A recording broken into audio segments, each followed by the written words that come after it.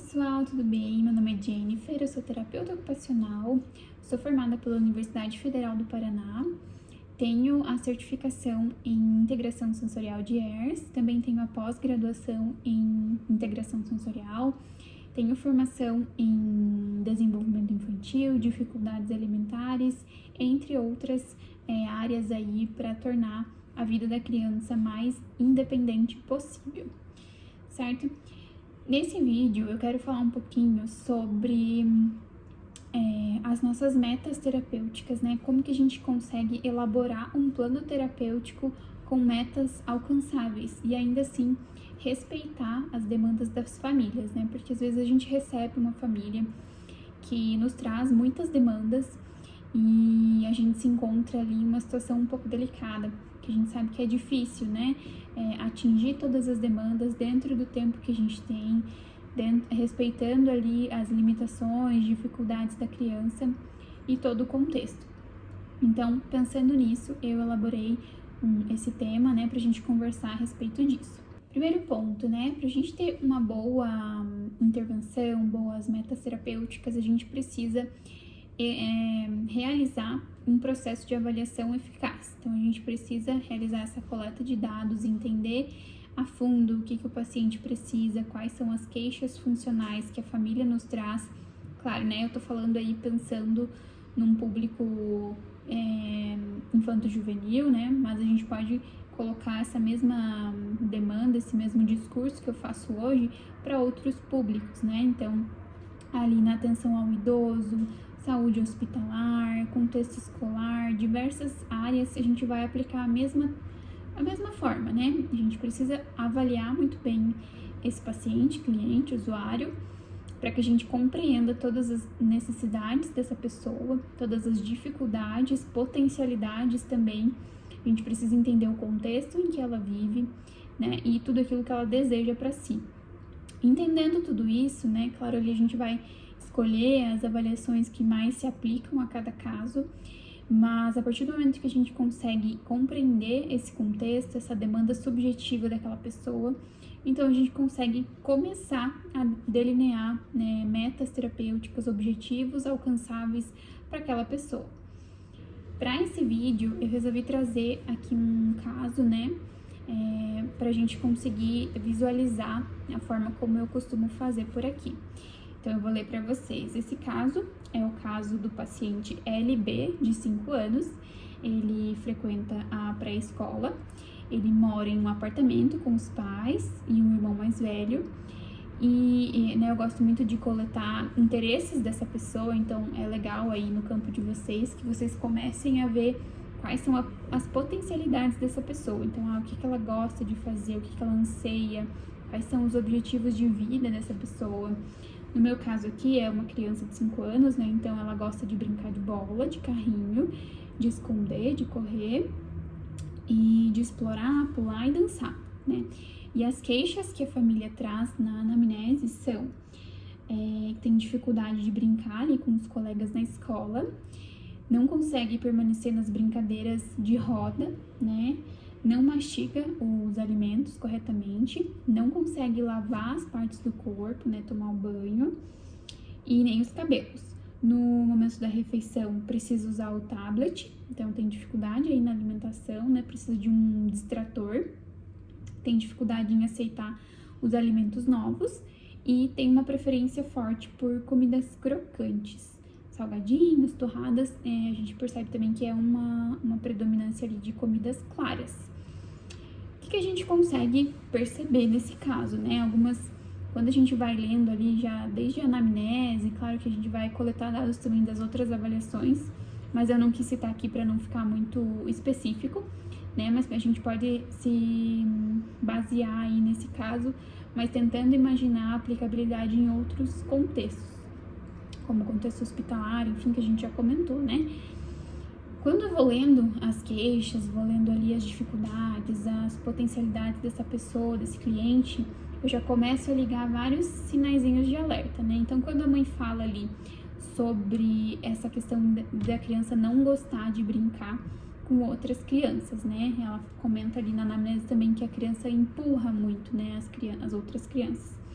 por que será que esse comportamento acontece? A gente tem que ligar esses alertas, né? Fazer esses questionamentos no momento que a gente recebe as queixas. O porquê que esse comportamento tem acontecido? Por que essa criança empurra? Por que ela não tá conseguindo brincar? Será que ela não sabe brincar porque ela não tem uma ideação? Ou será que ela tem alguma dificuldade sensorial ali de uma resposta tátil alterada, né? Uma defensividade tátil, talvez, e não tolera ficar perto ali das pessoas? Ou até mesmo que essa defensividade tátil esteja sendo equilibrada, né? Uma tentativa de equilibrar isso buscando a propriocepção. Então, ela empurra, bate, corre, pula o tempo todo para tentar se saciar usando a propriocepção, né? Um sobreuso da propriocepção de repente. Outra coisa que a gente pode pensar também é que essa criança pode estar em um estado de alerta elevado, né? Então, tá o tempo todo ali se protegendo dos perigos táteis, né? Então, eu tenho que ficar me defendendo das pessoas ao meu redor. Se alguém me encostar, vai gerar ali uma sensação desagradável, eu não quero isso, então eu já vou me defender aqui antes de essas pessoas me encostarem em mim, para eu não me desregular, né? Para eu ter esse controle ali do meu ambiente.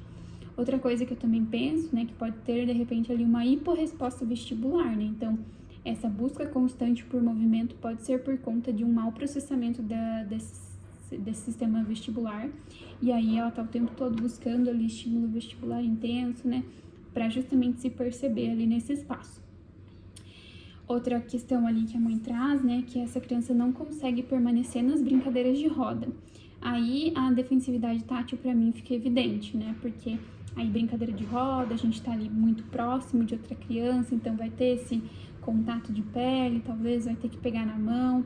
Então essa criança não tolera isso por conta de uma defensividade tátil, por conta dessa resposta exacerbada aí do sistema tátil. Então acredito que ela esteja se defendendo, né, desses momentos, fugindo desses momentos justamente para evitar um desconforto nela. Ela também comenta sobre né, dentro dessa, pensando nessa atividade de roda, né, eu também começo a pensar ali em uma dificuldade no controle postural, né, além de estar próxima a outras pessoas, talvez tenha um momento que precisa sentar, ficar ali por um tempo, né, razoável, ali conversando com os professores, os colegas. Então, talvez exista essa dificuldade no controle postural também. E, claro, né, já se sustenta aqui a questão do sistema vestibular, né, uma hiporresposta vestibular. Por isso, né, ele fica o tempo todo ali se movimentando. Então, vai ser difícil para essa criança se manter sentada ali numa brincadeira de roda. Ou a questão ali da criança não mastigar bem os alimentos, né? E também ser dependente do banho, não conseguir lavar as partes do corpo.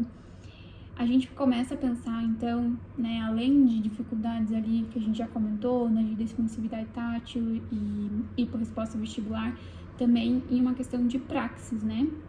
Nesse planejamento ali, oral, uma percepção do esquema corporal, essa necessidade da visão para entender melhor o espaço, o corpo e as funções de cada parte do corpo. Então, eu preciso estar olhando as minhas costas para eu conseguir lavar as minhas costas, porque eu ainda não tenho esse esquema corporal bem estabelecido, né? Então, a gente pode pensar também em problemas de praxis.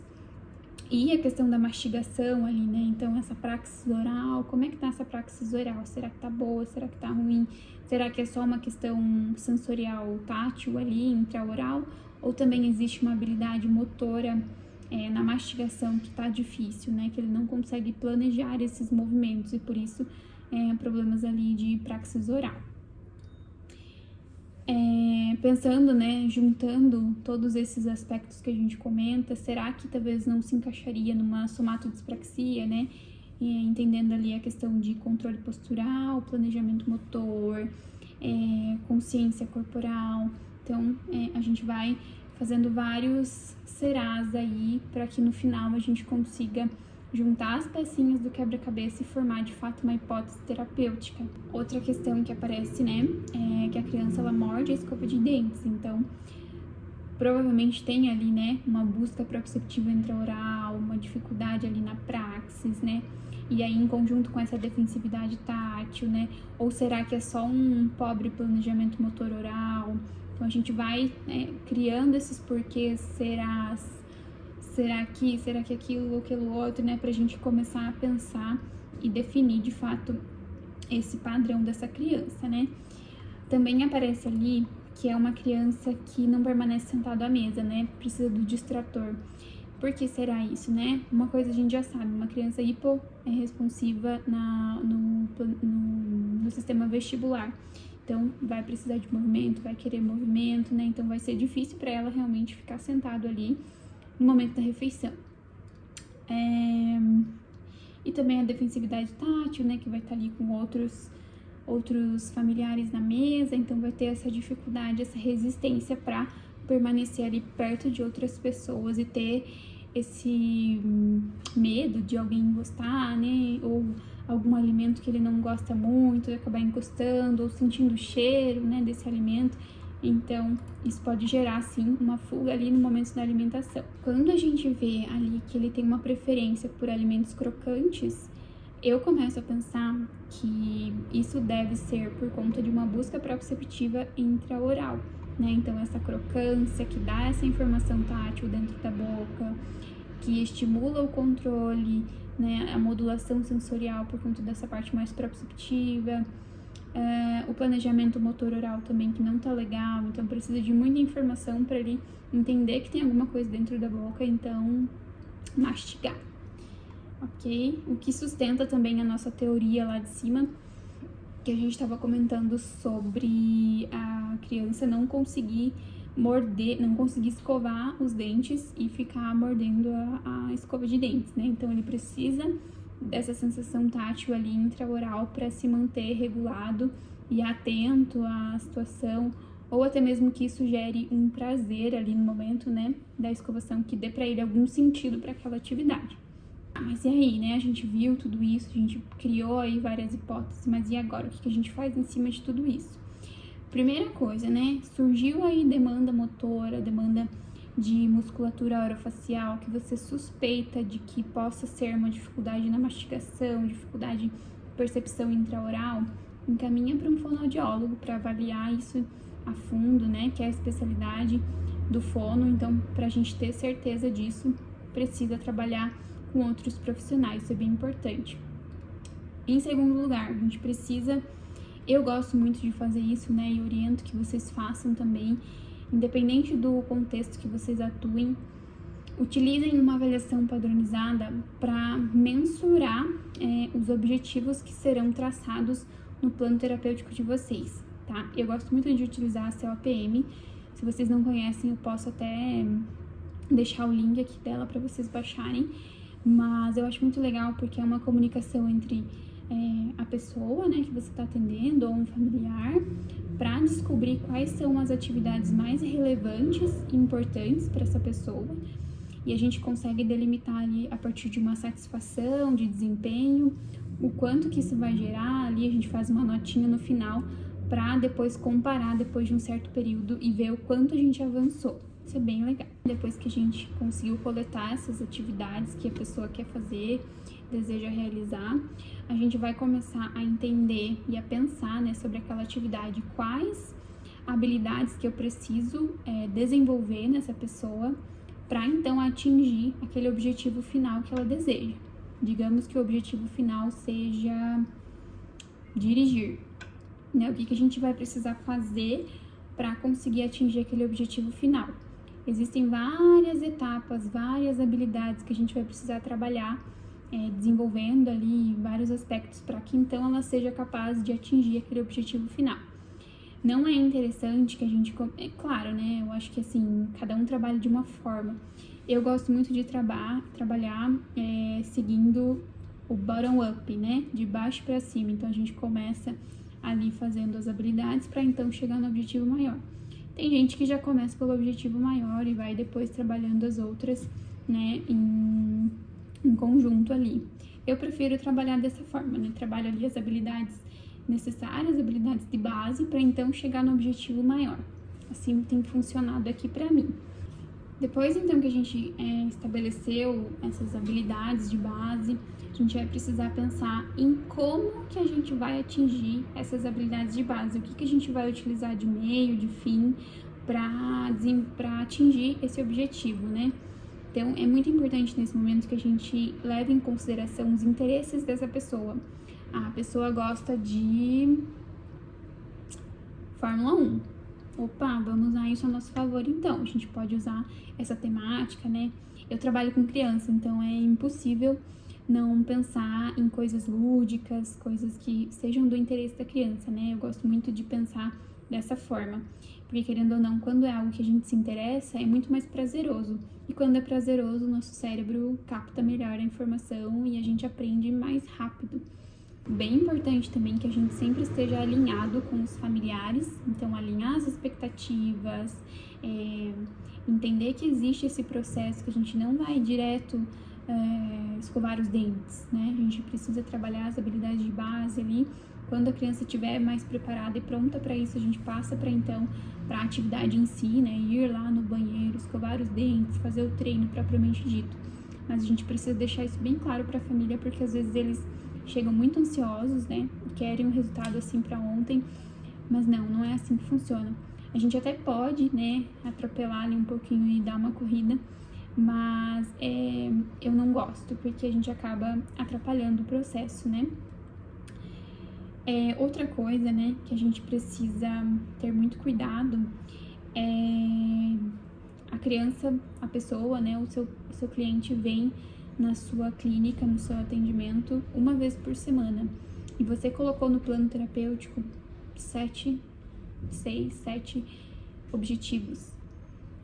Vamos pensar que a gente precisa ser razoável aí, né? Então, se o teu cliente vem uma vez por semana, a gente precisa diminuir, dar uma enxugada nesses objetivos para conseguir atingir em um tempo legal aí e manter essa questão de deixar a família bem alinhada e trabalhar com as expectativas ali dessa família. Nesse plano terapêutico, eu gosto de utilizar metas seguindo o conceito SMART, né? Então, metas específicas, mensuráveis, alcançáveis, relevantes e temporais.